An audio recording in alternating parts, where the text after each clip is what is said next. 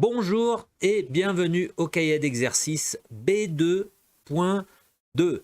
Alors, je vais vous rappeler encore et toujours, pour optimiser votre cours de français, vous devez faire les 20 devoirs à la maison qui accompagnent votre livre de classe. D'accord? C'est très important si vous voulez optimiser votre grammaire, votre vocabulaire, votre phonétique, la structure de la langue et tout ce qui va avec, la compréhension orale aussi, d'accord? Même l'orthographe, okay? C'est très important.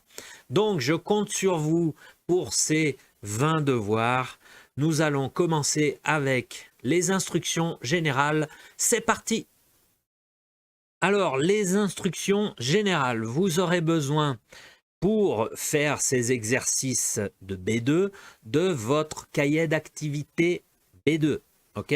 Si vous n'avez pas le cahier, pas de problème, vous pourrez accompagner tous les exercices sur l'écran. Donc ne vous inquiétez pas. D'un ordinateur ou tablette, étudier sur un téléphone portable n'est pas recommandé, c'est trop petit, c'est pas possible, d'accord? Donc ordinateur ou tablette, l'idéal ordinateur. Les écouteurs pour optimiser les compréhensions orales, feuille de papier, stylo ou crayon pour noter toutes vos réponses. Vous aurez besoin évidemment de focus et concentration tout le long de ces devoirs. Ok, voilà pour les instructions générales. Et aujourd'hui, c'est le devoir 8 de cette série Devoirs à la maison B2.2. Donc, comme d'habitude, si vous êtes bien installé, bien préparé et surtout bien concentré, on va pouvoir commencer ce devoir 8. C'est parti. Voilà, et on commence avec l'exercice 1. Donc, le thème, l'histoire. Ok, le thème du jour, c'est l'histoire. Donc, la consigne de l'exercice 1, trouvez les adjectifs qui correspondent aux noms suivants. Ok, vous avez les noms de A à J, vous trouvez l'adjectif, simplement. Ok, un exemple, je ne peux pas vous donner la réponse. Vous voulez que je vous donne la réponse du A, du B et du C? Je ne vais pas vous donner la réponse, mais un exemple. La grandeur, c'est le nom. Grand, c'est l'adjectif, tout simplement. D'accord? Donc, vous faites la même chose de A à J. Voilà pour la consigne. Donc, vidéo sur pause, faites l'exercice 1. La correction après, c'est parti.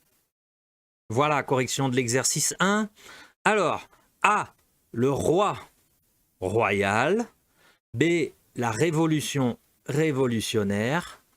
C, la dictature dictatoriale. D, l'empire impérial. E, la féodalité féodale.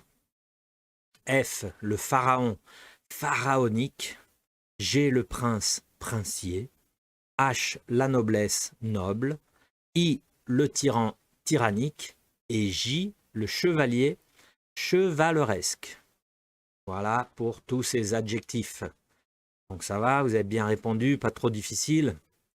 Du vocabulaire sur l'histoire.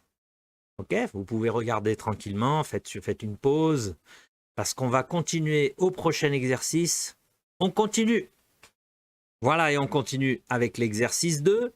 Donc le 2, vous entourez le mot qui convient dans chaque phrase. Le seul mot, une seule possibilité, d'accord, sur les 3. Napoléon Ier sur le siège, sur le trône ou sur le tabouret impérial. Vous choisissez un des 3, d'accord? Je pense que vous avez une deuxième page. Oui, il y a une deuxième page. Donc, si vous avez le cahier, faites un print de cette page. Non, pardon, si vous n'avez pas le cahier, faites un print de la page. 3, 2, 1, print. Ok? C'est bon pour ces 4 questions. Passe à la deuxième page. Voilà. Question E, F, G, H, I, J. Donc, si vous n'avez pas le cahier, faites un print. 3, 2, 1, print. Voilà. Vous avez toutes les questions. Vous répondez tranquillement, prenez votre temps, concentrez-vous. OK? Donc, vidéo sur pause, faites l'exercice, la correction juste après, c'est parti. Voilà, correction de l'exercice 2. Alors, A. Napoléon Ier sur le trône impérial est un portrait en costume peint par Ingres. Ingres. Ça dépend de l'accent. Ok, B. Au long du XVIIIe siècle, l'esprit des Lumières influença une partie de la noblesse française. C. La chevalerie est une institution militaire féodale. D.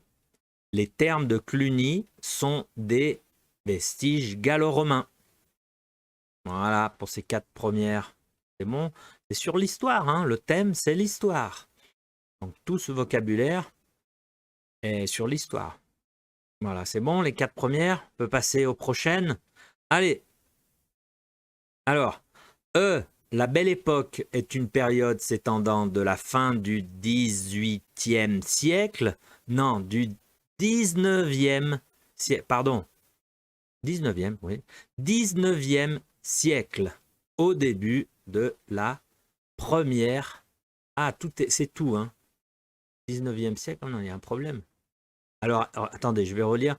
La Belle Époque est une période s'étendant de la fin du 18e à 18e, 19e, au début de la Première Guerre mondiale. Voilà, je me suis confondu avec les deux cadres qu'il y avait.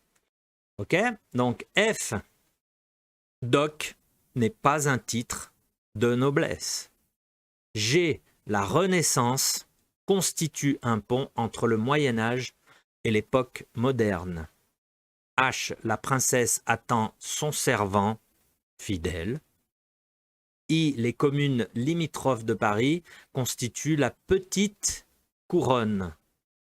Et J, la hache est un outil de l'âge de bronze.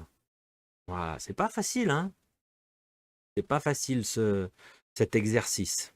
Mais bon, j'espère que vous avez le maximum de bonnes réponses. Donc, si vous voulez mettre sur pause pour bien regarder, pour corriger, tranquille, allez.